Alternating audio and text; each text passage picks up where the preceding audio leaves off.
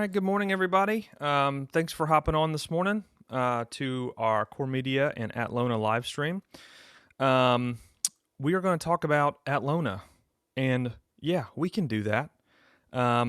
Did you know a lot of this stuff? Were you curious? If you are, go ahead and drop some questions in the chat, and we're going to talk about some of those questions as they come in, and then we're going to talk about just some general Atlona knowledge.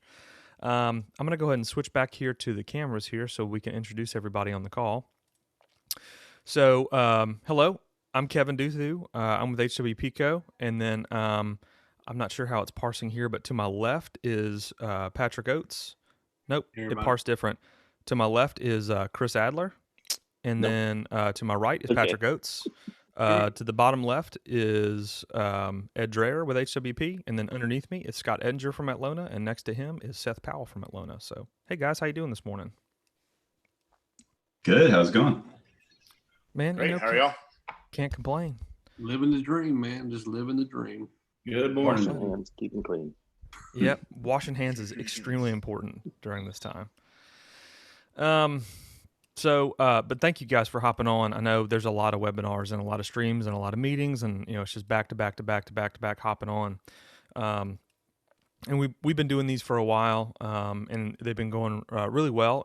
It's able to reach a ton of people without them having to download any kind of software. They just hop on YouTube. If they miss it, it's always recorded and uploaded for them. So we're just gonna chill. Everybody's got their coffee. I hope I got my coffee right here. Which is going to be a laid-back conversation about Atlona and the things we can do. So without further ado, let's go ahead and get into it here. I'm going to switch back to the share screen.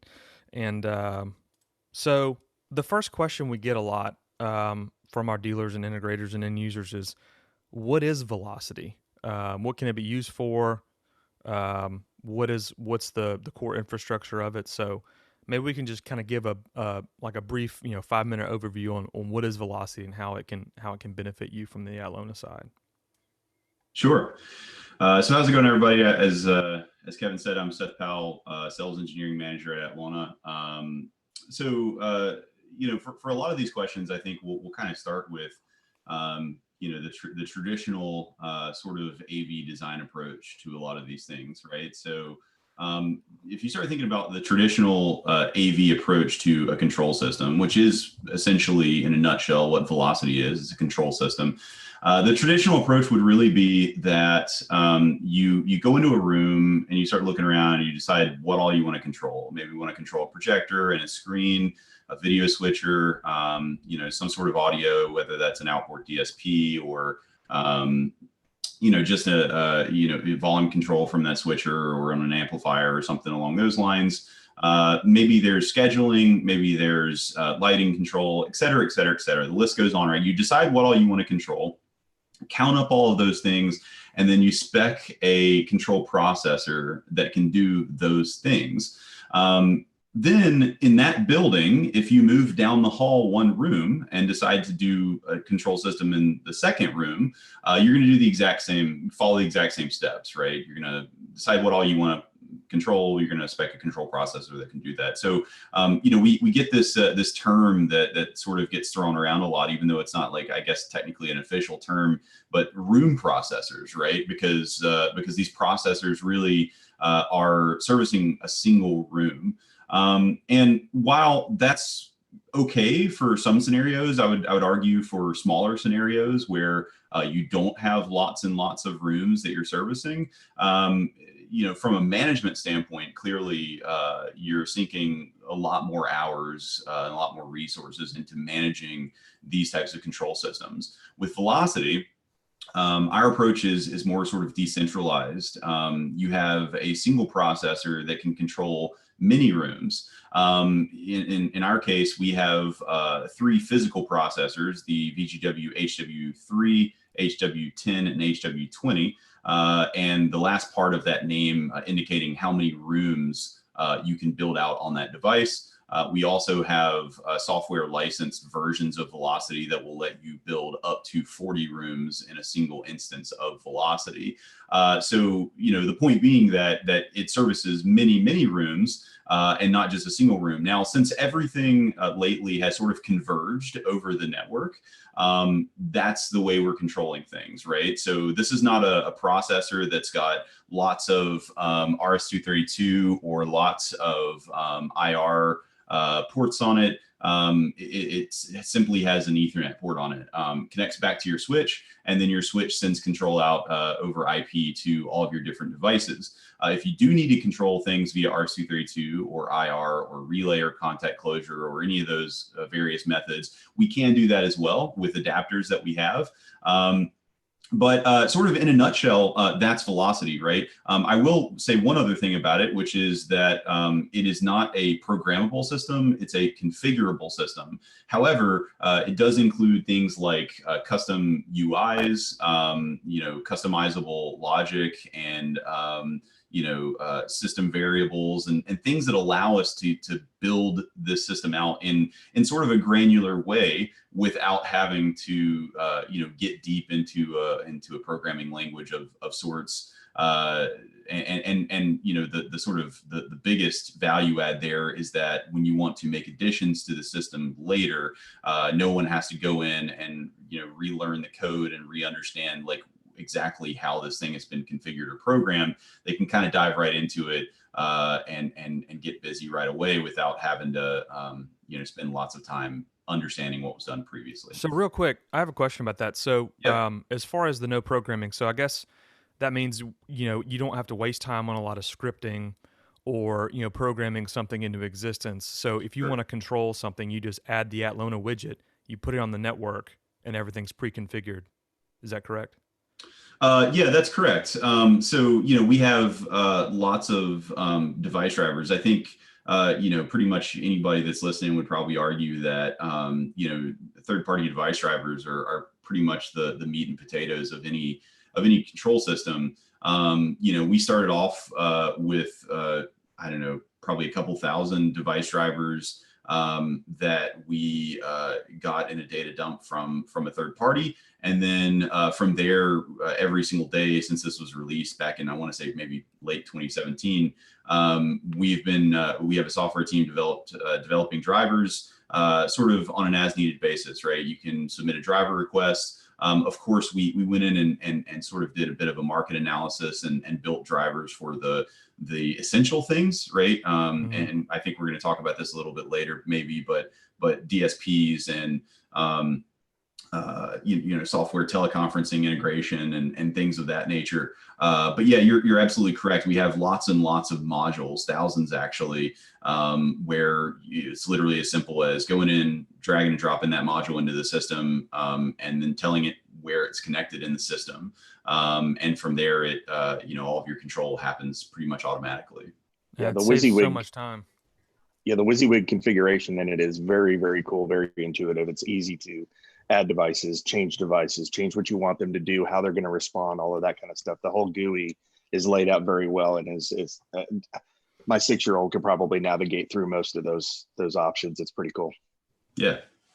That's awesome.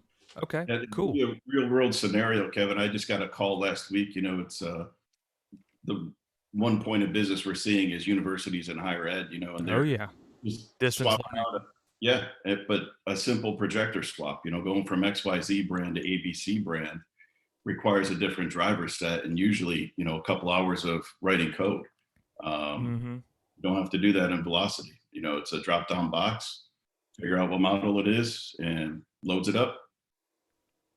That's huge, man. Like, I just ran into a driver problem a couple weeks ago, like where the driver was, I guess, considered legacy by the manufacturer, so they just stopped supporting it. And the only way to control it was third-party drivers, and it took forever to get it to work.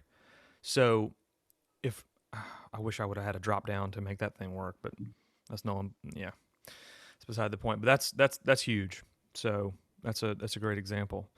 So branching off of Velocity, how does Atlona handle video teleconferencing? I know we get this question a lot, and they say, well, yeah, it is a room control system, but can it also handle any of my teleconferencing needs? So let's touch on that, and if you can give us some insight on how that works together. Absolutely. Yeah, so there's really two topics to kind of dive into here. I think we'll start with sort of the velocity integration portion, since we were just talking about velocity. Early on, we developed a good relationship with some guys over at Zoom, and worked with those guys to become an official Zoom partner. And then utilize their Zoom Room API to build out a exact replica of the Zoom control interface, the Zoom Room control interface, I should say, within Velocity. So we have a Zoom Room driver in Velocity that all you do is you add that Zoom Room driver and give it the IP address of your Zoom Room PC. Those on the call, we're using Zoom as a video conferencing platform right now, but there's also a platform called Zoom Room, which is essentially sort of like just a hosted,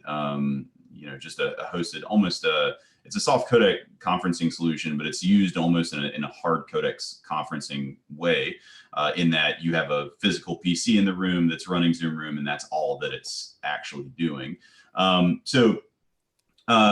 you need a controller for that, right? And so when you're connected to that Zoom Room PC in Velocity, you get a Zoom button on the touch panel. When you touch that button, or if you set up some sort of smart macro that if you route a certain source, then it pops open the Zoom control interface. But it's the same Zoom Room control interface that you would see on like an iPad, for example. It gives you camera control, shows you who your participants are in the room, and gives you sort of admin control over that conference. We have native Zoom integration, so that's one. We also recently finished Cisco telepresence integration. So we have the Cisco Touch 10 integration with Velocity, and native integration with the entire Cisco telepresence platform. So the SX80 down to the SX20. The ability to do the dialing on that and all the controls therein as well. So, kind of moving back though, stepping back a bit, and obviously understanding that hard codecs are actually becoming a thing of the past, as we all kind of know. Especially in these sort of quarantine times where now everybody's using Zoom, and the various soft codec conferencing platforms and all this work from home that's happening and remote learning, as Scott mentioned. We also need a way to sort of manage on the hardware side all of the hardware peripherals, the majority of which are USB, right? That's where we kind of bring in and kind of branch over to the hardware side, talk about our Omega product line. Our Omega product line is really, it's a new series of presentation switches that also feature USB routing capabilities. So multiple USB host inputs and multiple USB hub ports for various peripherals. Now it also includes HDBaseT. So if some of you were maybe familiar with our HDBaseT 300 from a while back, this line is effectively replacing the HDBaseT 300 and expanding on it significantly to make that product line much more flexible and applicable to many sorts of applications rather than just a very specific sort of narrow application. And that's the Omega, correct? That's the Omega product line, correct. On top of all of that, we also have a concept called the All IP Meeting Space, which is our ability to utilize our OmniStream product line. We have an Omni USB product line that has just standalone boxes that are host to IP converters and then peripheral to IP converters that allow you to put USB pretty much anywhere in the room that you want it, or outside of the room even, and all that's routed over the network.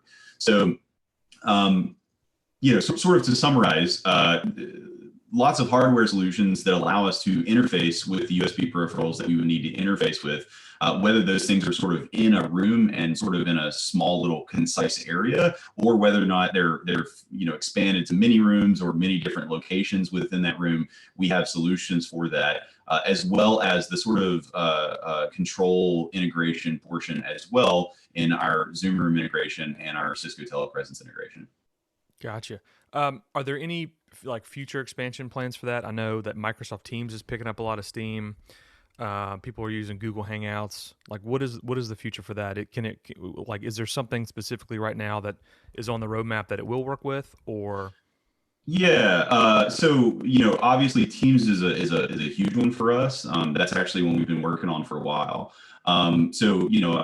I don't have any tentative release dates for you guys, unfortunately, but absolutely that is on our roadmap. It's something that we have been working on. And it's not something that I'm sitting here and talking about and it's just vaporware. It is something that's being sort of actively tested and developed in-house currently. Teams is a big one. Obviously, there's a million different of these platforms. There have been some others discussed, but I don't think that there's really any direction right now on the one we're going to do after Teams. But Teams is definitely next on our roadmap for sure. Okay. Yeah, cool. Because we get that one a lot. A lot of people have been switching over to Teams. Yeah. I haven't had the chance to use it yet, but there's a lot of good feedback in the field about audio and then specifically video quality. Yeah.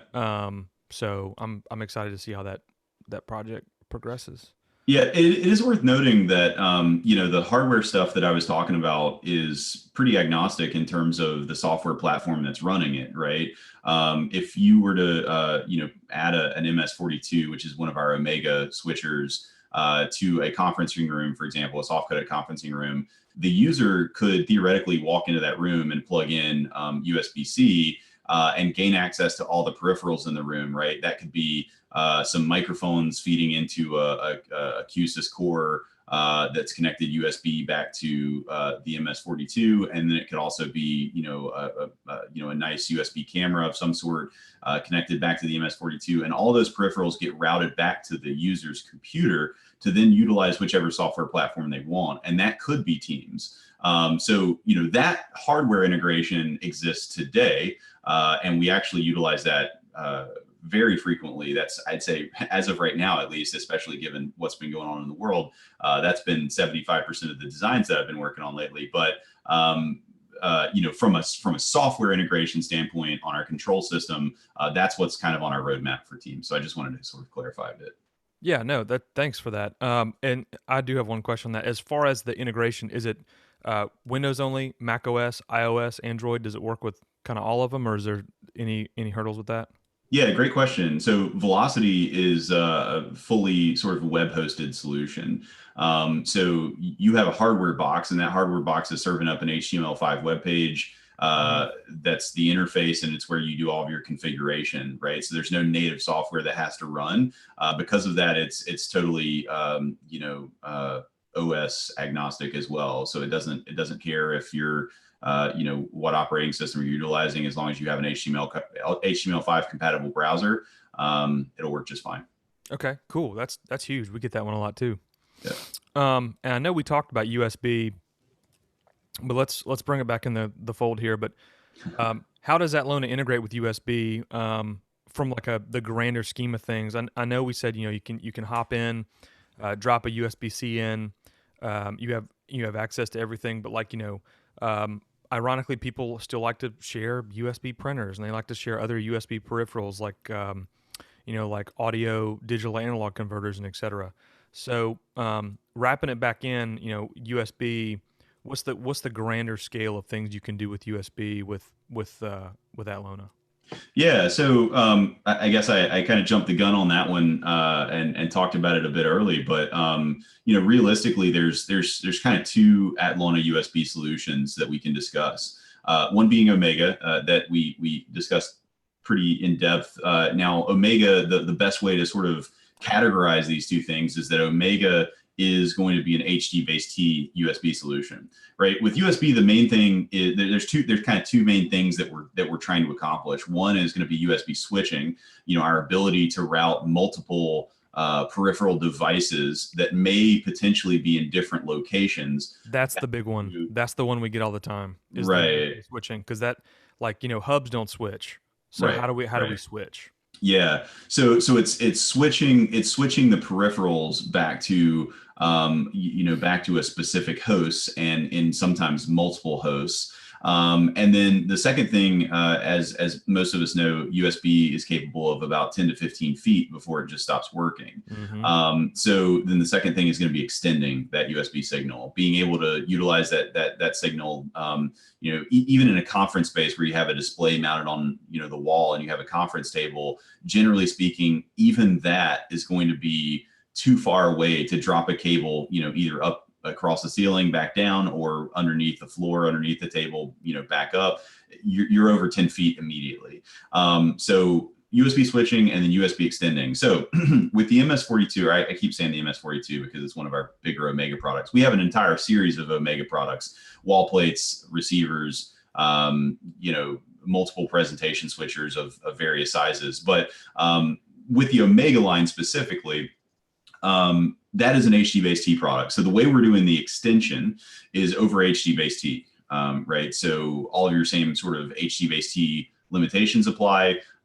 You're, up to 330 feet over category cable, yada, yada, yada, right? So you have a transmitter, you have a receiver, you have a home run between them. That's a category cable. And from a switching standpoint, there's a couple of different things to consider there. You have multiple host inputs on the actual switcher itself, or on the wall plate if you're doing the transmitter wall plate. And then you also have multiple peripheral inputs on the switcher itself, or there are peripheral inputs on the receivers. So, you think about a typical design. I just mentioned this conference room design where you have, a display on the wall. Maybe there's a camera above that display. And then you have the transmitter box or the or the switcher at the table where people are going to plug in their stuff. You just have a single HDBaseT connection between those. The camera plugs into the peripheral port at the receiver, and then the host or the computers, and potentially microphone all connect over at the table. Again, over just a single category cable over HDBaseT. So our second solution is our Omni USB solution. And to sort of understand this one, you have to sort of start thinking a bit larger in scale, and start thinking about scenarios where maybe that QSYS core that we were talking about that's running, a sort of a better audio system for your conferencing solution that's going to have professional acoustic echo cancellation and things of this nature.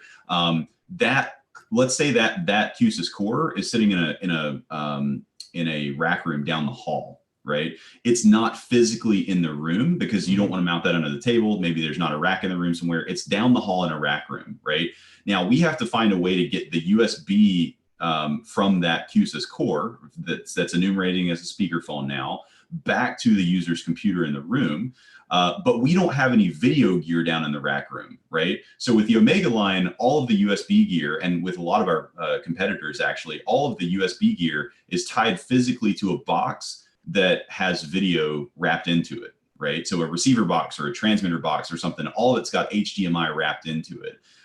In this scenario, we need just USB in a box. And that's where Omni USB comes in, right? Omni USB is doing the same thing. It's extending and it's switching, but it's doing it all over a network, right? Over a gigabit network.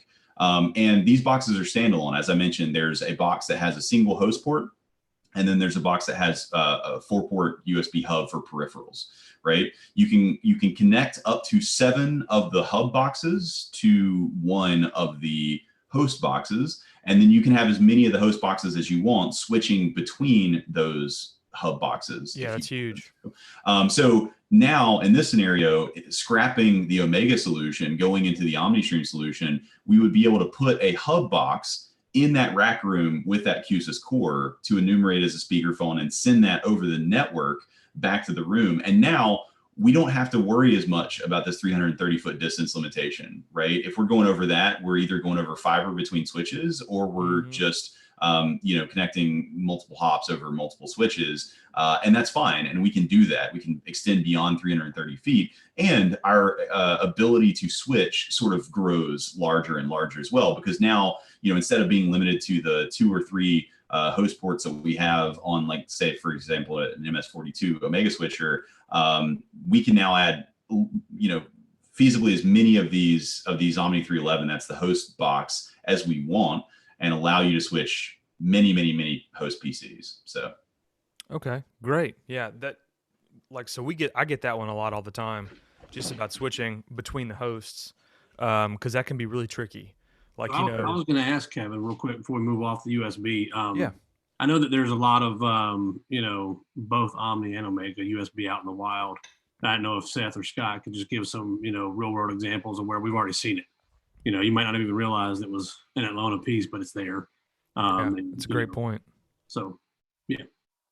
Yeah, I mean, we're seeing, again, I want to go back to the higher ed stuff, where Omega is really starting to take over, because they want these simple single room solutions. They already have their category cable run. And, now we can add that USB functionality so they can do their video conferencing without changing out any cables, really. The cable's already run from point A to point B. All we're doing is adding USB, and that same USB signal is getting transmitted over the same category cable that's been there with AV. So it's pretty cool. And also, I think the secret sauce to it, as much as we love velocity, but sometimes they just need a simple, Seth hates it when I say plug and play, but a simple plug and play. Omega's got automatic input select and automatic display control baked into it. So all they have to do is plug in HDMI or USB-C, and they're going to get that display to turn on without any extra code to be written, as we were talking about. Yeah.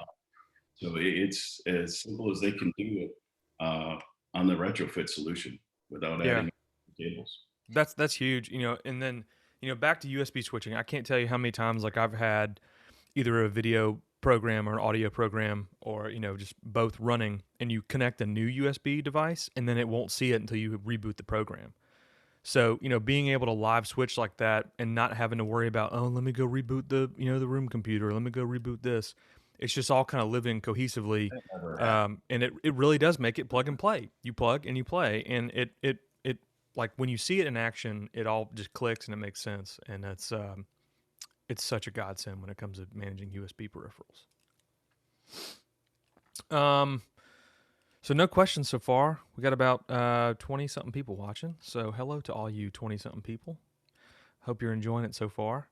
So we're going to breeze through this here. And the next question is, I know we also touched on this, HD-based T. So how does Atlona handle HD-based T in the grand scheme of the the video world? Let's dive into that a little bit. Sure. So HD-based T and beyond, there's really, again, sort of 2 categories that we want to look at here. One would be our sort of traditional HD-based T products, which obviously we have just like every other manufacturer. And then secondly would be our AV over IP products, which I think at least in the last 2 or 3 years, we've kind of poured a lot more time and resources into, because we see that as the sort of future direction of AV distribution. Most people are familiar with HD-based T, and most people are familiar with the way that a lot of manufacturers do it, which is, you put out a card-based HD-based T chassis, and generally those are available in sort of symmetrical increments. So you have your, sometimes 8x8s, you have your 16x16s, your 32s by 32s, 64x64, 128x128. And you populate those with cards, right, as you need them. We sort of decided to not go that route. We kind of thought, there's enough of this in the market, and rather than just put out a solution that's just like everybody else, we didn't really want to like stake that as our claim. So that's kind of, at that point is when we really decided to move further into the AV over IP market. But we already had a good sort of base of HD-based T products. not only HDBaseT switchers and HDBaseT extenders, which our extenders, I think, Scott can chime in on this, but I think our extenders have really been kind of our bread and butter for, the last decade or something, right? Like those are, we're by far selling more HDBaseT extenders than any other product in our lineup. So, clearly speaks to the abilities that those things have, but our HDBaseT matrix switchers. So there's kind of two product lines that I would highlight. One would be the Pro 3 line, which is a bit older, but still works really well. I use it still in loads and loads of designs that I work on. The Pro 3 line is pretty simply a fixed chassis HDBaseT matrix that has HDMI inputs and HDBaseT outputs, right? It starts at a 4x4 and goes all the way up to a 16x16. We don't have anything larger than a 16x16 on that front. So again, HDMI inputs, HDBaseT outputs, really straight ahead, really straightforward. De-embedded analog audio on the output side as well to take that audio to a DSP or to its own amplifiers or wherever you wanted to send that audio. So those are, I use those, like I said, a ton in system designs. The sort of newer line that we came out with more recently would be our Opus line. And Opus really sort of has some roots in the residential market. Although, it could easily go into, sort of a light commercial. You could even use it in a commercial environment. There just may be certain features that wouldn't be as useful. The reason it's sort of got this sort of resi tinge is because it features Toslink audio outputs. It still has the analog audio outputs, but it's got Toslink as well. It supports 18 gig HDBaseT output, which allows us to do Dolby Vision and HDR10 on the output side. So essentially just additional bandwidth for processing there for higher res signals. And then now, real quick on the HDR10, is that Chroma 422 or is that 444? The HDR10, I believe, is 444 chroma subsampling. I'd have to check the specs, but I believe it does do 444 chroma subsampling. Okay, cool. Yeah, because as more people get these larger displays or video walls, they're all going, I want 4K. I want 4K. Yeah. I got to have 4K. So even these big video walls we're seeing are going 41080p displays for a 4K thing. Yeah. And they can all do this HDR. So everybody wants the latest and greatest. So that's good to know that it works with Dolby Vision. That's a big key identifier, and then the 444 chroma sampling. Yeah. That's good. Yeah, again, all these things, these things all sort of lend themselves a bit more heavily to the residential world. I haven't really seen a whole lot of commercial applications looking for Dolby Vision and Toslink audio and all these things. But suffice it to say, that's sort of our call it more sort of higher end and maybe more sort of consumer focused HDBaseT matrix switcher line. Mm-hmm. Okay, so from there, the sort of beyond portion of this, right, is as I mentioned, instead of building out a chassis-based HDBaseT matrix, we wanted to be able to sort of compete in that realm, but one, we wanted to be more competitive. Obviously, we wanted to beat the competition out. But number two, we saw that AV over IP was just sort of like the next big thing in AV, which I think over the last 3 years, time has kind of proven that to be accurate. So there's a big problem that you face with these massive HDBaseT chassis, and that is that if you consider, especially the larger ones, let's call it 32 by 32 and up. Consider the designs that are being done with those, and 90% of the time you don't find symmetrical systems, right? You don't come into an application and see a system that needs 64 inputs and 64 outputs, mm-hmm. right? More likely you're going to come into a system that maybe has 64 outputs because there's a bunch of displays in a building that are being served up from a rack somewhere. But you're going to have maybe 10 or 15 or 20 sources. Maybe you even have 32 sources, but even then you're using 3/4 of your matrix that you paid, $75,000 for, or however much those big refrigerators cost, right? we just didn't see that as like a super feasible option for most of these systems. And AV over IP as a whole really lends itself well to these asymmetrical systems, right? Because all you're doing is you're speccing the number of inputs and the number of outputs that you need, and that's it, right? You can then always expand in the future as long as you have open switch ports, or as long as you leave yourself some sort of flexibility on the network side.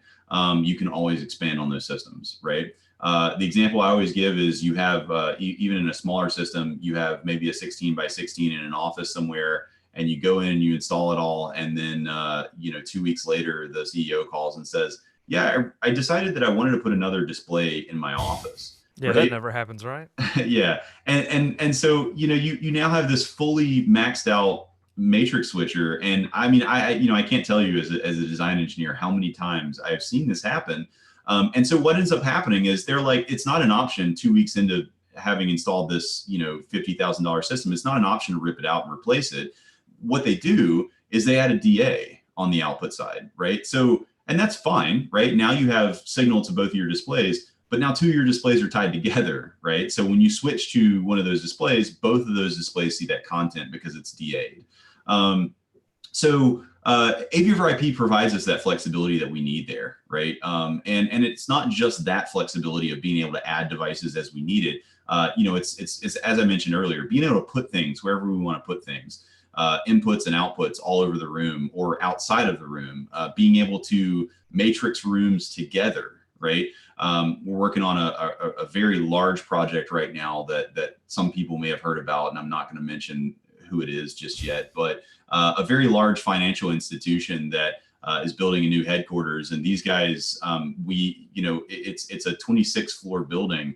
And the main key is every room has to be able to route to every other room, right? And so HT-based is automatically out in that scenario, right? It's not even an option, because with HT-based you can't build a system that large, but two, if you did, you have a 330-foot distance limitation, which doesn't allow you to go up 26 floors. Right. So anyways, I'll kind of leave it at that, but our AV over IP option, OmniStream, we think it's one of the maybe most important AV over IP products that's come out in the last couple of years. It's a 1 gig product. It operates on a VC2 compression codec, which means that it's extremely, extremely low latency, and works really, really well for in-room type solutions as well as out-of-room solutions. As I said, routing around a building. But it's a great solution, and that's sort of our beyond aspect. I love it. Yeah, man. Flexibility and scalability are two of the biggest things when it comes to, integrating AV over IP. It's got to be flexible. It's got to be scalable. It has to be. If it's not, you're off the docket. You know what I mean? So Scott, did you have anything to add on this? I know. Yeah, just to piggyback it, not too long ago, we just had a restaurant that was kind of torn between doing an HD-based T versus AV over IP scenario. And, once you get to that 16 by 16, price point or budget point, the ROI kind of diminishes, and AV over IP really makes more sense. And thankfully they went AV over IP because, 3 months later they had a waiting room, and, they had, hey, we got a captive audience. We want to add 2 displays for some digital signage. And, for the price of 2 decoders, they're able to add 2 more displays, and away they go. So it really made financial sense in that respect too. Oh yeah, totally. That's huge. So we've talked enough about video. Now I'm an audio guy. I always say I do video kicking and screaming because I literally do video kicking and screaming. When it comes to pixel matching or color, yeah. Ugh, give me audio. So how does Atlona interface with different network audio protocols, specifically related to everyone's favorite neighborhood network audio protocol, Dante, and that piggybacks with AES-67, and there's several other out there. So which ones do you integrate with? Which ones do you integrate with, and which ones do you integrate with well? Is a good way to ask that question. Sure. So all of our products, well, I shouldn't say all of our products. Most of our products that interface with network audio protocols are on as they're part of the OmniStream line, part of our AV over IP line. For obvious reasons, right? Those products are already on the network, so we wanted to make them as simple to integrate with third-party audio gear as possible. So we'll start with OmniStream, the video encoders and decoders. Those are all natively streaming AES-67, right? So any device, any third-party device that does AES-67 has compatibility, native compatibility with OmniStream. So to sort of tie this in and throw HWP a bone here, we've done a lot of integrations with the QSYS core, with ingesting audio directly into the QSYS core from OmniStream. Right, so in a large OmniStream AV over IP solution, let's call it, you have 20 encoders, and then you have 20 decoders or whatever, and you need a way to get source audio from all those sources back to your DSP to be able to mix it with maybe microphones or whatever you're doing. Maybe you're doing conferencing, you need acoustic echo cancellation or whatever it is that you're doing in the QSYS processor. You don't want to, we try to, obviously in AV design, we always try to stay away from putting loads and loads of unnecessary boxes in there, right? And so this is super design friendly where there's no extra boxes, right? It connects to the network and you can rip that stream directly off of the network. So kind of moving on, we have an audio only OmniStream box called the Omni 238. And I'm not going to say this was built for the Resi world because it wasn't specifically built for the Resi world. And as a matter of fact, we definitely had partially the Resi market in mind when we built it, but I've actually seen it more in the commercial space than the Resi space. The Omni 238 is an audio only decoder, right? It's a single network port, a single Ethernet jack input, and then you have 8 stereo audio feeds out. So each of those 8 stereo audio feeds, or it could be 16 mono feeds, are independently addressable and can either be decoded as AES-67 or as Dante, right? So that supports both AES-67 and Dante. So let's say that you have a QSYS core per room, and then you're feeding back to a rack where there is a load of amplifiers, right? A load of zone amplifiers that are all managed in a single rack. And you have, 10 different rooms.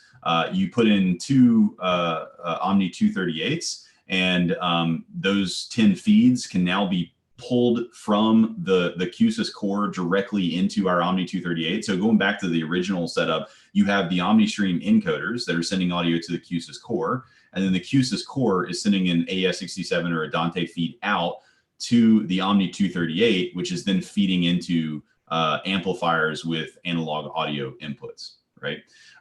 So that's the Omni 238. And then lastly, the one that's not really part of the OmniStream product line is our gain amplifiers.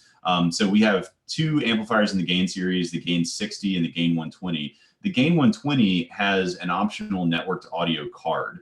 So that's the AT gain net is the SKU for that. And when you add that additional networked audio card, again, it supports both Dante and AES-67. So if we, in that design we're talking about, if we wanted to scrap the Omni 238, we actually could, and just use those gain 120 amps with the networked audio card, and again, pull our AES-67 or Dante feed directly from the QSYS core into the amplifier to send audio out into the room. So now all of your audio is happening just over the network, and you don't have to worry about dealing with analog audio cables and things like that. That's awesome.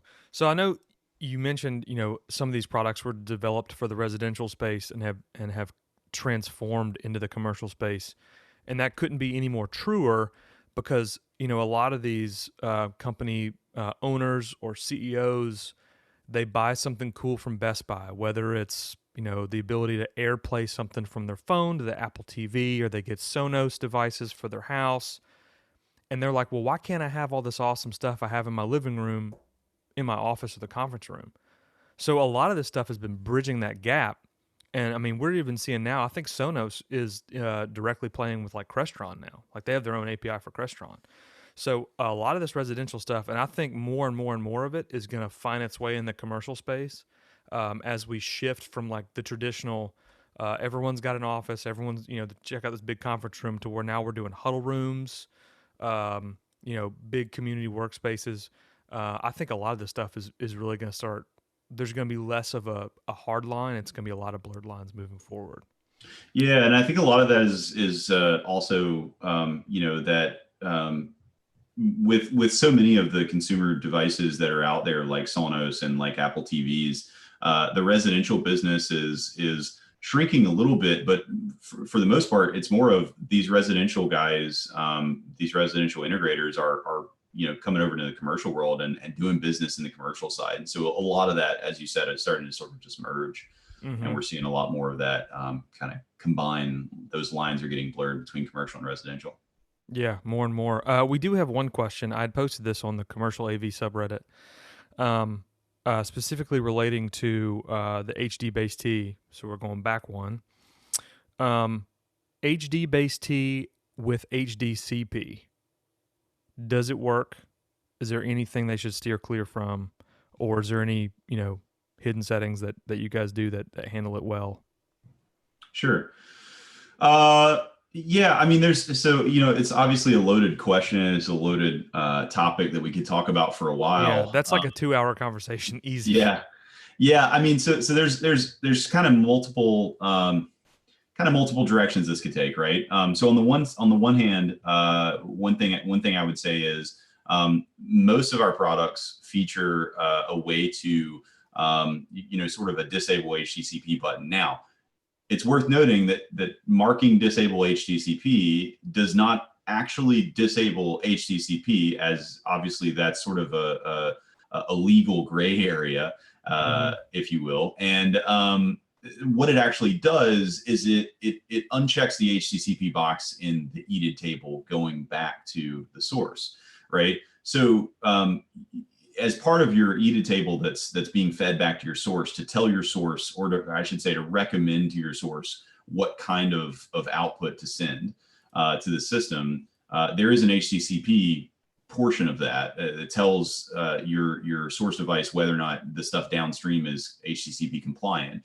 And all we're doing is we're saying, hey, the stuff downstream is HTTP non-compliant. So if you could send HTTP non-compliant signal, right? Now, if you have a Blu-ray as a source, that's impossible, right? Right. The Blu-ray will always output HTTP encrypted content. So if you check that box, what's going to happen is now, you're going to probably get a green screen being generated from the Blu-ray player. If you have a Mac, for example, and this is a pretty common sort of troubleshooting call.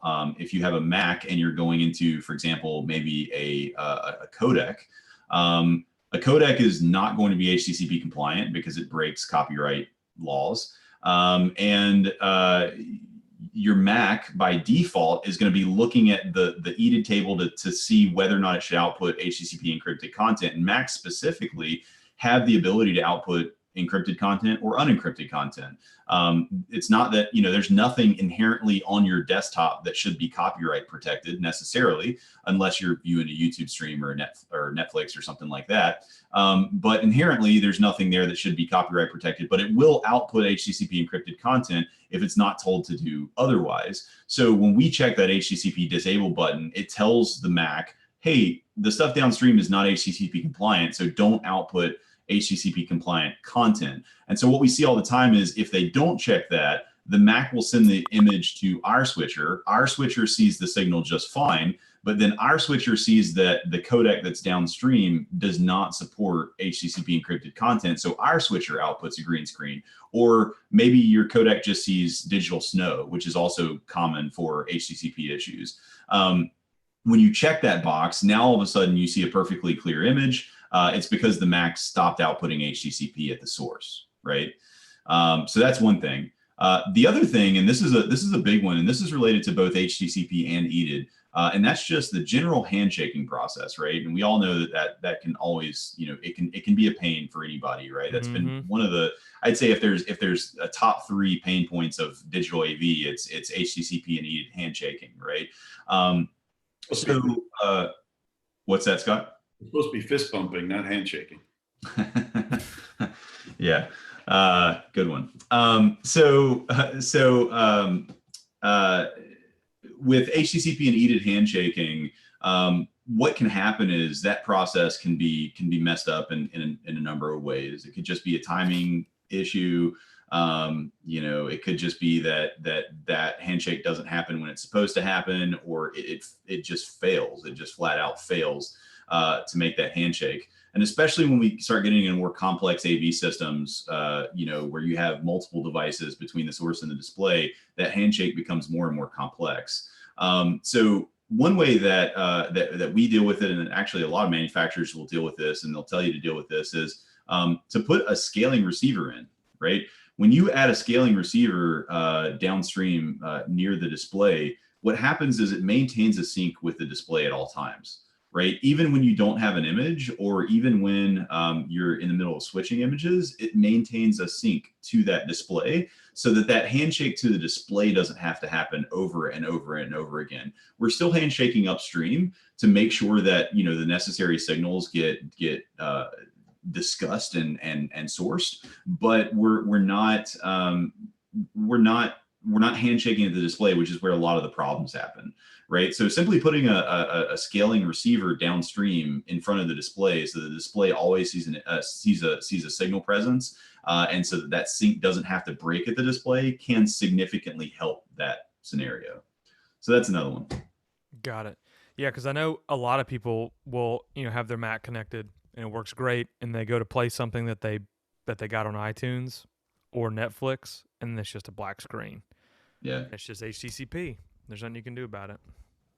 Yep. So, okay. Thank you for answering that. Sure. If we have any more, we'll make sure we address it. We have a couple more here. Man, I can't believe we're already running up on an hour. See, I told you these things. It just goes, and then you're like, wow, I can't believe we've been on here forever. So how does Atlona handle bringing your own device, whether it be a tablet, a PC? I know we already talked about room systems, but how easy is that? Can you give us some examples of use cases for BYOD scenarios? Yeah, absolutely.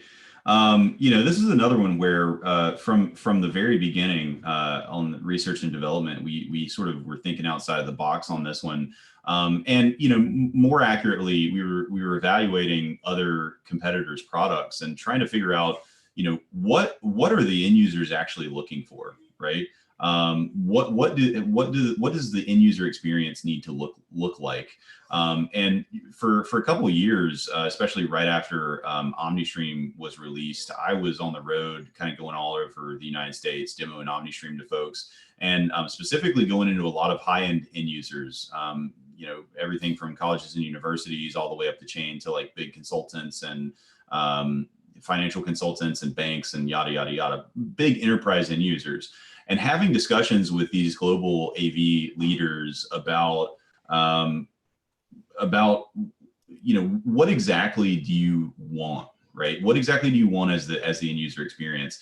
And overwhelmingly, the message was, 3 to 5 years ago, everybody wanted the sleek, sexy touch panel that had all of the bells and whistles on it and was really nice and cool. And you see these in conference rooms all over the nation. You drive around to all these enterprise places, and what's so funny about it is you walk into these conference rooms, and you say, okay, I want to get my screen up on the display. What do I press here? And nobody knows, right? Because everybody has these nice, sexy, sleek control systems. And half of the end users have absolutely no idea how to use them, because let's face it, everybody's not an AV nerd like we are, so they don't know how to use these systems. So overwhelmingly, we were told, we're moving away from that idea. Obviously, there's still a need for larger systems and touch panels and control, clearly, but there's not that need in every single room, and in those other rooms. They want a very simple walk-in, connect your source, everything powers on, you do your presentation, you disconnect, and everything powers off, and you walk out of the room. That's the experience that they're looking for. So with that in mind, we saw one of the major shortcomings of all the other BYOD solutions out there, that these guys were generally, you had to download some sort of an app, or you had to visit some sort of a web page, or there was sort of multiple steps to get your image up on the screen wirelessly, right? But what's interesting about that is, especially today, we have protocols for sending wireless video on all of the major platforms, right? On Apple, on Google, on Windows. We have already protocols for streaming video. So we thought, why not just utilize that? So what we did was we built a product called the SW510W. That's kind of our flagship BYOD product. And the 510W, the 5 stands for 5 physical inputs. So there are physical inputs on this box: USB-C, HDMI, DisplayPort. And then you also have a BYOD input. And the BYOD input supports natively Apple AirPlay, Google Cast, and Miracast, right? So all of the major platforms, so that there is no third-party app download. There is no website that you have to visit. It's simply connect up to the Wi-Fi where this device is connected and screencast your image, right? Yeah, that's from huge, your phone, man. or from your tablet, or from whatever. And so we're rolling that out to a series of products in the future as well. Going back to Omega, we have an Omega product coming out called the MS52W, and this MS42 that I kept talking about so much earlier. It's that product, but then features the wireless casting engine of the 510W, so that you can now do soft codec conferencing and wireless casting from the same device. And it's all in the same footprint as well. So that's set to ship very soon, actually. Scott, what is it? Into this month or next month or something like that? Probably in the next 30 to 45 days. Yeah. Wow. Yeah, that'll be awesome. So there's that, and then sort of a little further down the roadmap, we're working on something on a product. I believe the working title is Wave. Is that correct, Scott? That is virtually it's this same engine that's kind of ripped out of this presentation box, right? Because we have so many applications where somebody says, I have a larger system, I have a big matrix, or maybe I have an AV over IP system, but I want to incorporate BYOD without having to buy like a big presentation box that I'm actually not going to use. I'm only going to use the BYOD portion of it. So we're working on a box like that as well. That's a much lower price point, and sort of lends itself well to these applications where you just want BYOD and not the big presentation format. Yeah, because we always see a lot of people will just go get an Apple TV, but it's like that's not very integrator friendly, so to say. Yeah. I can't think of anything that interfaces with it specifically. Well, it just pigeonholes what you have the capability of doing, right? You get an Apple TV and you can't necessarily miracast from your desktop, your Windows computer. Yeah, you're locked to Apple devices. Right. Yeah. Yeah. Yep. So that's true. Okay. Well, cool. Well, I think we're in the home stretch here. We're just going to talk about a couple other topics that that are always kind of brought up that either Atlona does well, or kind of a use case scenario, and then some recommended network switches. So, of those three, obviously there's video walls. A lot of people forget that Atlona does work very well with video walls, and I've got a really cool one to show you. And then kind of an overview of a USB peripheral use case of how the connected room goes together. And then we're going to talk about network switches, which ones to look for, which ones to stay away from. And I can already probably tell you that he's going to tell you to stay away from anything with an energy efficient network port that turns itself off, because I know how much we all love those. So looking at the video walls here, this is one that Seth had sent me last week. This is at the Hyatt Regency in Washington, D.C. here in the USA. And this is a 4x4 video wall using OmniStream Pro 112 and 121. So why don't you talk about how this is all connected, what it's connected to, what's driving it, just the interconnectivity behind the boxes on the wall. Sure. So part of our OmniStream AV over IP platform, basically the decoders have a pretty beefy processor built into them, right? A pretty beefy scaler. That allows us to do some graphics processing as well, and allows us to serve up a nice video wall like this. It will do actually up to a 16 by 16 video wall natively with the API that we built. I mean, technically we could probably do beyond that, but of course, 16 displays by 16 displays is absolutely ridiculous. And I would challenge anybody that would want to do that over a massive projector. But anyways, we have the ability to do this natively, as you said. This particular video wall is a 4x4 that was built out with OmniPro 112 encoders and 121 decoders. So in this example, every display that you see there on the wall has a 121 mounted behind it. There are some down and to the left that's out of the picture. There's a closet that has a rack in it with a bunch of sources. And it's really just a bunch of cable boxes, right? So this is the lobby of the Hyatt Regency right there on Capitol Hill. It's pretty prominent right when you walk in. As you can see, it's right above the bar, and there's a big seating area right here around this. And so, really the idea was they wanted to be able to, if there's a big game on, they wanted to be able to show it full screen. If there's not a big game on and there's, they've got a bunch of people in the bar and maybe various people want to watch various things, you could route, if you wanted to, you could build presets that allow you to do, individual images to individual screens. In this case, I think I set it up so that they have, a quad view preset. So it's 2x2, 4 2x2 video walls or 1 4x4 video wall. And that was it. But, you could really build out presets as many as you wanted on here. Velocity also has a really cool video wall configuration tool. I've actually got a couple of videos on our YouTube page of me going pretty in depth and configuring these video walls. If you want a little bit more information on that, feel free to check out our YouTube page. But yeah, I mean, it's very simple, very straightforward. I think that's kind of the big takeaway that everybody gets from this. We've done this, big video wall demo at InfoComm the past couple of years, and the big takeaway is always just how stupid simple it is to set up.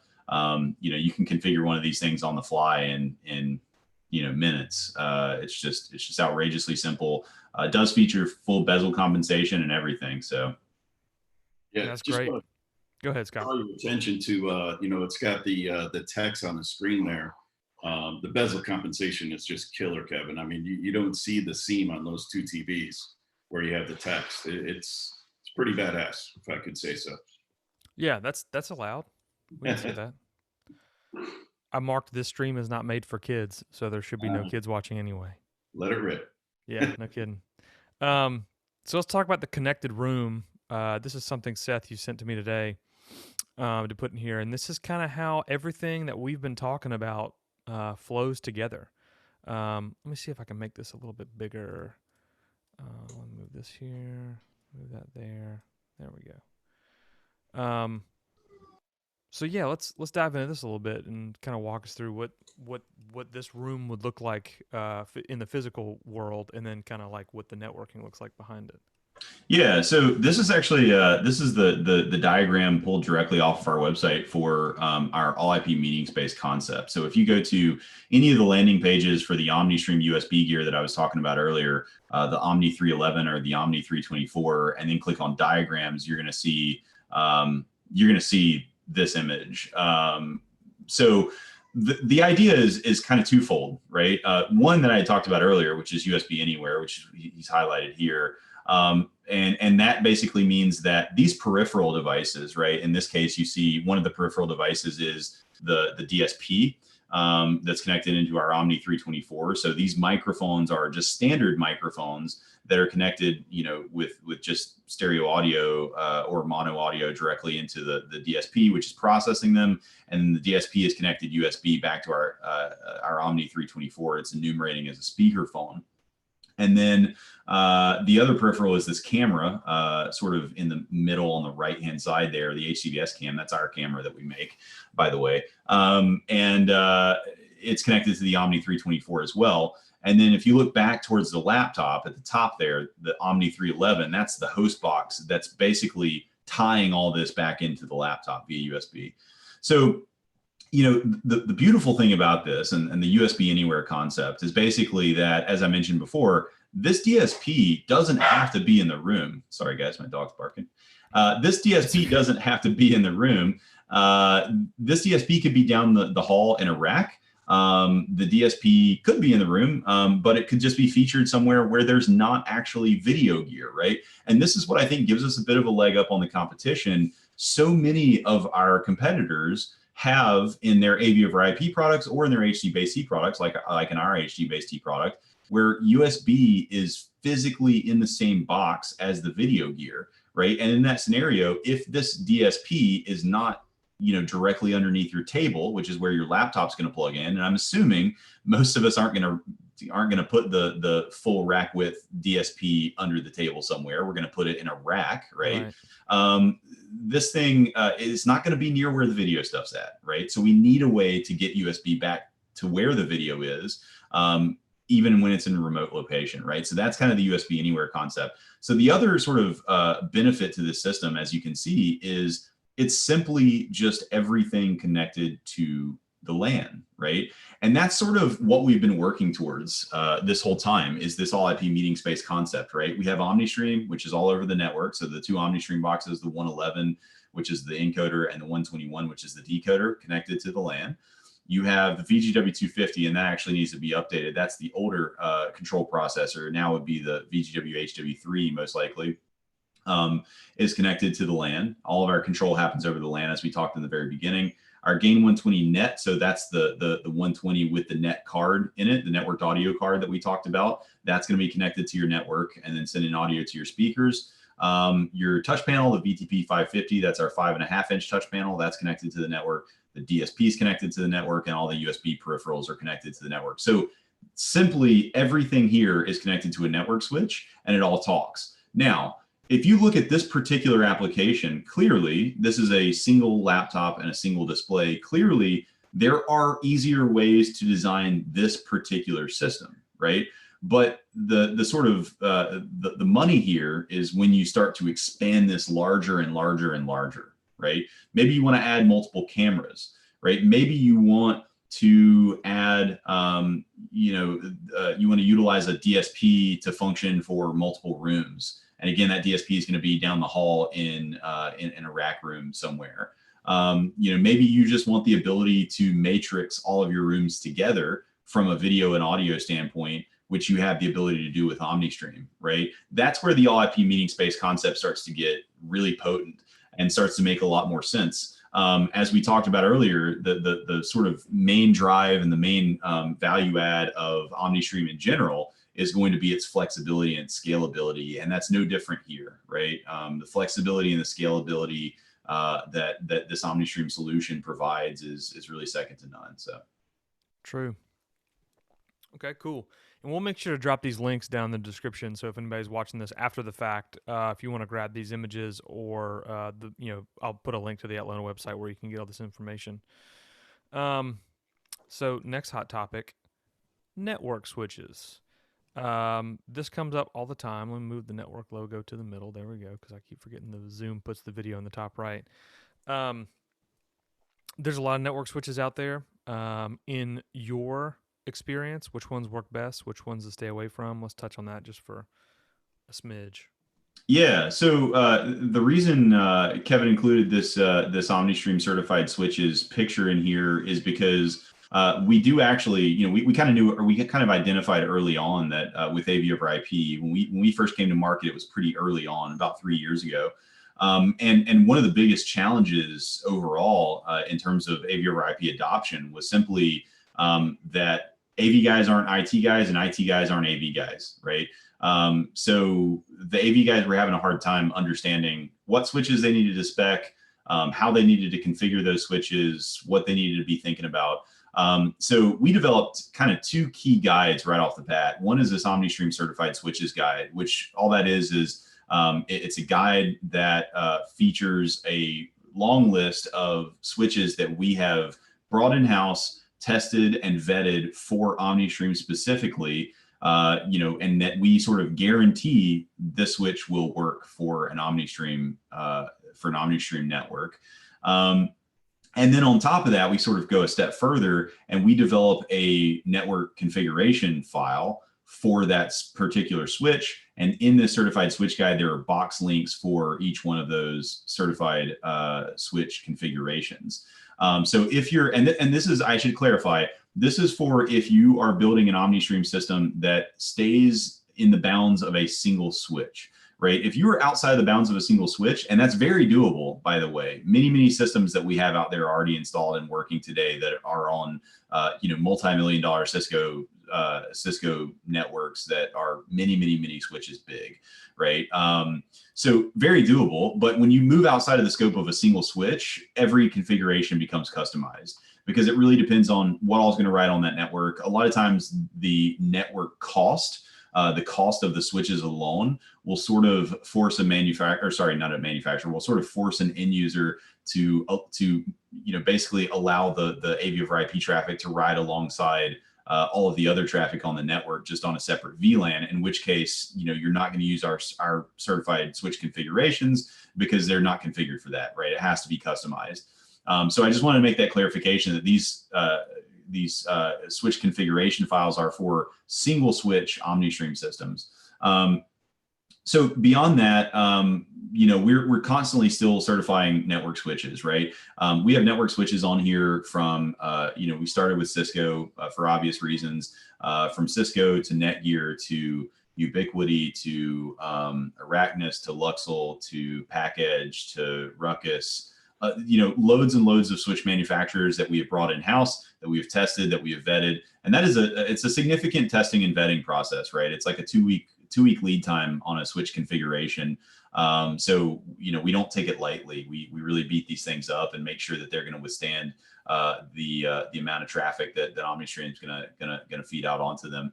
And then the second guide that we put together is called the OmniStream IT Deployment Guide. And the IT Deployment Guide is really more of a deep technical white paper on how OmniStream is going to affect your network in general. And that's where you want to go if you want to learn all about the ins and outs of why we're configuring these network switch configurations the way that we are. If you want more information on, what's required in terms of a network topology, if you are building out a larger system, and so on and so forth, right? Sorry, guys, my dog. Oh, that's great. No, we love it. It's almost like you have a sample pad of just like. So anyways, back to your question though of what what's required. I mean, at a high level, OmniStream is a multicasting solution. So it requires the same thing that any gigabit multicasting solution would require. Same as for example SVSI or NVX. Or Extron's NAV 1 gig solution. So you're going to be talking about layer 2, layer 3 switches, depending on how many switches you're routing to. And if you're routing to different IP networks, that switch needs to be able to support IGMP snooping and query for multicasting purposes. And obviously you want to make it a managed switch. These devices ship set as DHCP, so you probably want to have a DHCP server capability built into that switch. But that's kind of the 10,000 foot view. Obviously, it can get more complex than that, and I would defer to the IT deployment guide. That thing's got loads and loads of valuable information in it from an IT. Yeah, if I can add something, a lot of times when you're configuring and deploying these systems, sometimes you need to look at the whole topology and maybe think about that maybe this system you're deploying in this one specific room needs to be on a closed network, and then there's maybe some one particular information that comes off of there, because I know IT kind of bogs on it, and they'll sit and they'll go, well, wait, I can't have all that traffic on my network, so we need to make sure we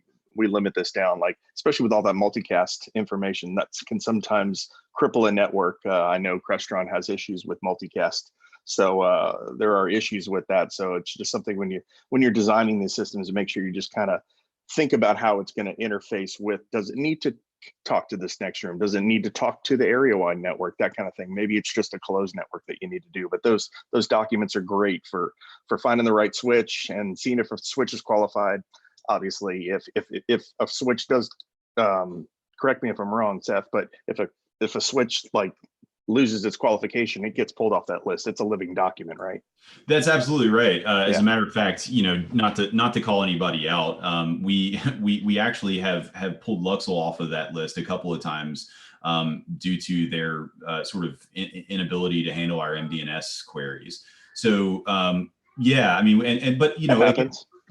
Yeah. But I mean, again, we're also working with these teams directly, right? Whenever that happened, we worked with Luxel for months, really, in order to recertify that switch, to get those issues worked out on their side, so that we could add them back to the switch, right? Knowing that Luxel is a valued switch brand, especially in the resi market, and so yeah, I mean, it is a living document. You're absolutely right. Whenever we find that there are problems, we pull that and update the document. Let's not forget, guys, too, that we also offer pre-configured switches. You can get them right from us as well. So those guys that's right, want to go down the rabbit hole of configuring a switch, we offer a 24 and 48 port switch that they could order right from us pre-configured. Yeah, that's huge. That, especially if they're just doing, all the ins and outs, and they're just like, they want to go ahead and deploy it and get their own switch. But if they want to save time, get one that's pre-configured. Yeah. I mean, I'm going to use plug and play again. Seth loves it. I was going to say that. So you can just plug and play. Yeah, plug and play. Well, cool. I think that wraps up everything we had to talk about. So now we'll open up to some questions. We'll give it a few minutes here. So if you have any questions, go ahead and throw them in the YouTube chat window on the right-hand side of the screen.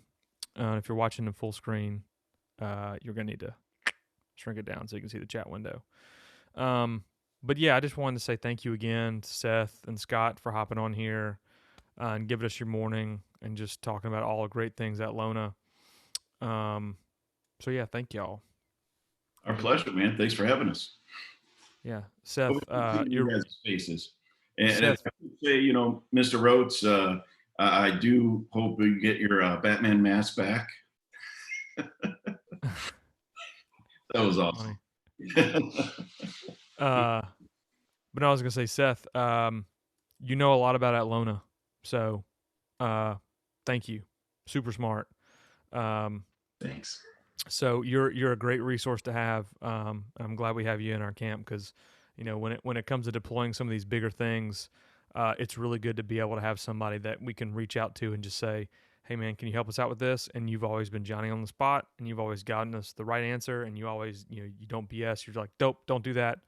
Use this. It's going to be way better. So thank you for that. And I know our customers appreciate it. I know the end users appreciate it. So thanks. No problem. Well, look, if there's no questions here, I'm going to go ahead and riff on this. So I just got this new set of pod decks. You're awesome. Which are interview questions for when you have nothing to talk about. So let's just go ahead and do one. I'm just going to pull a random card out from the deck here. All right, here we go. Shout out to pod decks. What is something weird that you should recommend everyone try at least once?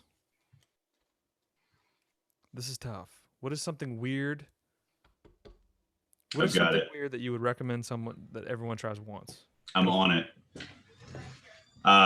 So when I was younger, I don't know if this is just a Southern thing, so you guys can tell me, but everybody that I've told about it, and I still eat these all the time. It's a sandwich that I eat. Everybody I've talked to about it since my childhood tells me that it's the most disgusting, weirdest thing ever. But I eat banana and mayonnaise sandwiches. Oh, I knew you were gonna say that, man. What? Yep. Wow. Has anybody else had a banana and mayonnaise sandwich? It's delicious. No. Nope. Oh yeah. Very good. I do peanut butter jelly and bread and butter pickles all on the same sandwich. That's Ooh, also kinda odd. disgusting. That's strange. That's Hey, strange. It's Yeah. delicious. That mayonnaise and banana, that helps you grow a beard, you know what I'm saying? There you Wait, go. Oates, do you do the banana nays? That's like Banana- my mom's banana favorite mayonnaise? snack, man. Yeah. We had those growing up. I think it's a Southern thing, I guess. I don't know. I don't know. I mean- we were really poor. We'd go down to KFC and look at other people's fingers. So maybe that's what it was. I don't know. I'm not real sure. I mean, I'm from South Louisiana, and I grew up and we would eat gumbo. My grandmother would put a big old dollop of mayonnaise in her gumbo, and I remember being like, no, I'm not doing that. But potato salad in your gumbo, 2 thumbs up. That's definitely the way you should do it. So Craig asked if I eat boiled peanuts, or maybe if Seth eats boiled. Yeah, I definitely eat boiled peanuts. No doubt. Absolutely. Oh yeah, I'm about the boiled peanuts too. That's good stuff. Yeah. Something weird. I know people that don't eat a crawfish are afraid to do it, but definitely sucking the head of a crawfish. If you haven't tried it, try it. It is. That was actually going to be mine. It was frightening, but also delicious at the same time. It's the best part, man. You're not getting any of the brains. It's just the juice. Yeah. Do crawfish even have brains? I'm sure they do, but we're not going to worry about that. We're just worried about that tail meat. You know what I'm saying? That's right. So that's awesome. Mayonnaise and That's the one, man. It's good. and peanut butter and bread and butter pickles. Oats, what did you say? What? What's something weird that everyone should try? Was yours boiled peanuts? No, I was just answering a question. I didn't really. I don't know. I hadn't come up with anything yet that's appropriate. There we go. My man. Oh, Craig Child says, let me guess, you put jalapenos in your cornbread too. Man, jalapeno cornbread. Let me tell you something. There's a place over here by the house that does a jalapeno cornbread in a waffle press, and they serve it to you with this ranch dipping sauce. Mm. Oh! The place is called Delta Bound in Middle Tennessee. Feel free to look it up. Thank me later. Yeah. All right, so back to work stuff. Thank you all so much. In the midst of this pandemic, I know we're all kind of going a little stir crazy, if you can't tell from the video feed. So I just want to say thank you again. This video will be up forever until the internet crashes. So if anyone has any questions about this video, you can either email info@hwpico with your question, or just leave a comment down below. And whenever we see it, we'll link up with Scott and Seth. We'll get it answered, and we'll get back to you as quick as we can. And if you ever want to chat with Seth or Scott, you can always get them through us. Just do info@hwpico. Say you're looking to get in touch with Atlona. We'll put you in touch with them. So with that, I'm going to say we're going to call it. But thank you for the comments, the questions from different sources, and thank you all for your time. I really Thank you, gents. I appreciate you putting this together. Yeah, thanks, guys. thanks. Always good seeing you. All right, y'all have a good one. You too. See ya. Bye. Take care.